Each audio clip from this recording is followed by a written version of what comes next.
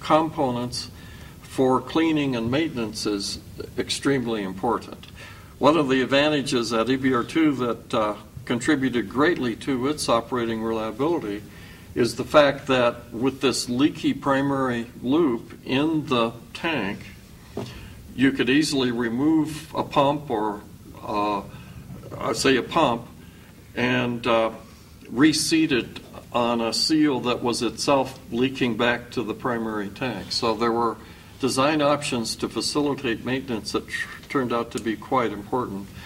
I think you'll find that many of the problems that have been quite severe in other sodium-cooled reactors around the world have not adequately anticipated problems with components, their removal and repair.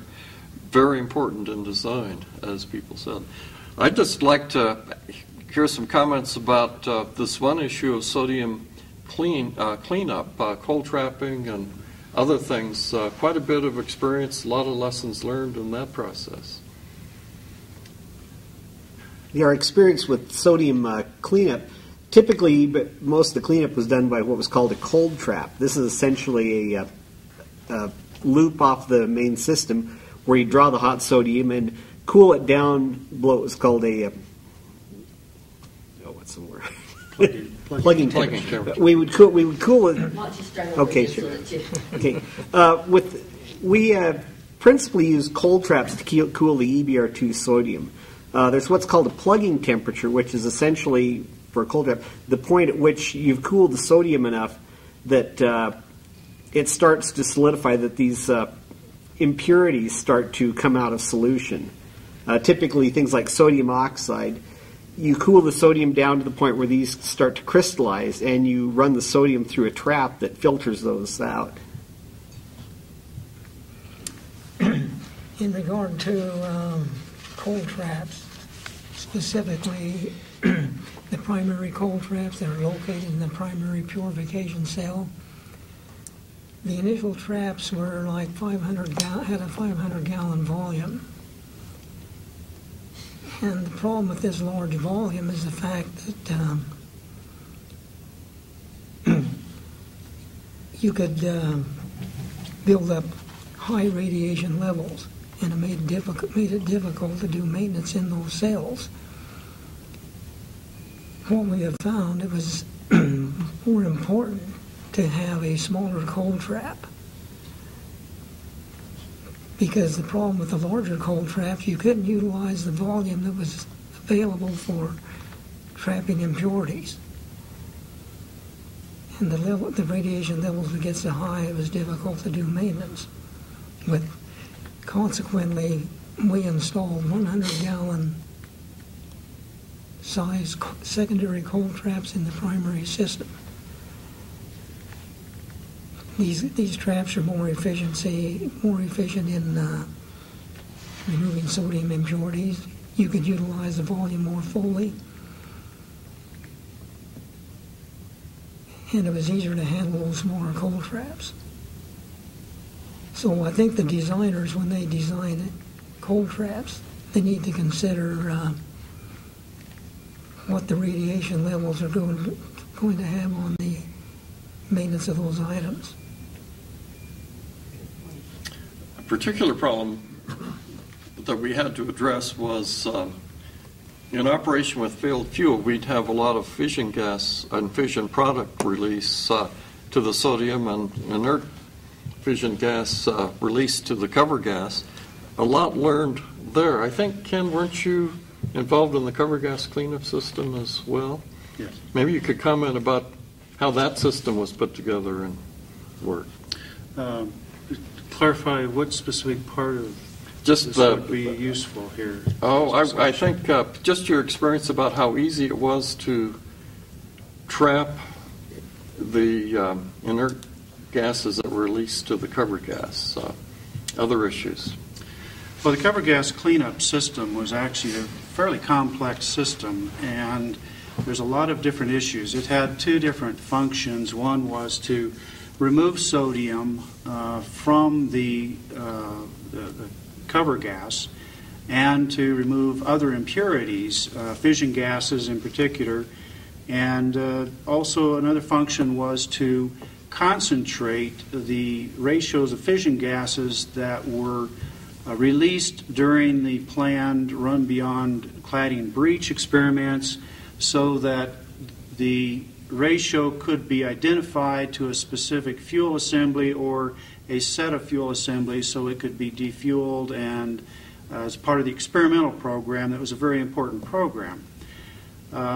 The cover gas cleanup system was very important because the liquid sodium had to be maintained in such a way that air did not have any ingress into the primary system. Otherwise, there would be a chemical reaction of the sodium and either the oxygen or the moisture in the air, and that would result in contaminants in both the primary system or deposits of these contaminants inside of other systems and components.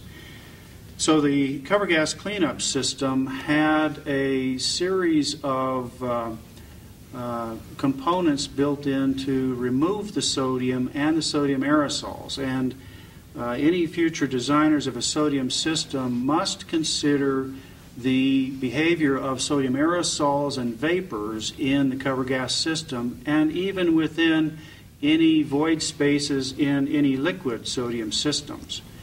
The cover gas cleanup system had a component called the controlled temperature profile condenser, which was the first component that the argon cover gas would flow through, and it was a tank with an annular space around the inside filled with Raschig rings, standard small cylinders that are used for heat exchangers of various sorts in the chemical industry. And liquid sodium would be dripped downward through these Raschig rings while the cover gas flow flowed upward through this, so that the sodium aerosols and progressively would be cooled. So the sodium aerosols and vapors would condense into droplets, mechanically contact the droplets of sodium, liquid sodium flowing downward, and would extract the sodium aerosols and vapors in that way. That's not 100% efficient, so there were sintered metal filters downstream of that to remove very small particulates that got through the CTP condenser. Once the cover gas was cleaned of the sodium, and again, nothing is 100% efficient, and that's why certain areas in even a cover gas system should be looked at for maintenance access and removable components in critical areas, because some of these additional contaminants would flow downstream and deposit in piping bends or valve bodies or areas that would become a either mechanical or a cold trap type of obstruction in the system. The fission gases would pass through what was called a distillation column, which had liquid nitrogen in a pool at the bottom, and because of that liquid nitrogen temperature, the cover gas would flow through there, and the most of the gaseous components would condense out.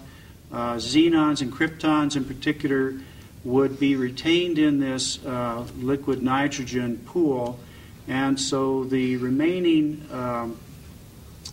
cover gas would then be essentially clean and either be run through the secondary function of trying to identify the failed plenum gases from failed fuel assemblies, or it would be returned directly to the primary tank. Have I touched on the things that you were interested in there, John? This was a very sophisticated system. It went a long way toward making EBR-2 a zero-release facility, even with operation with failed cladding. There is one other issue, and that is contamination of the sodium by solid fission products, especially cesium. And You've had a lot of experience with that because in Kazakhstan they operated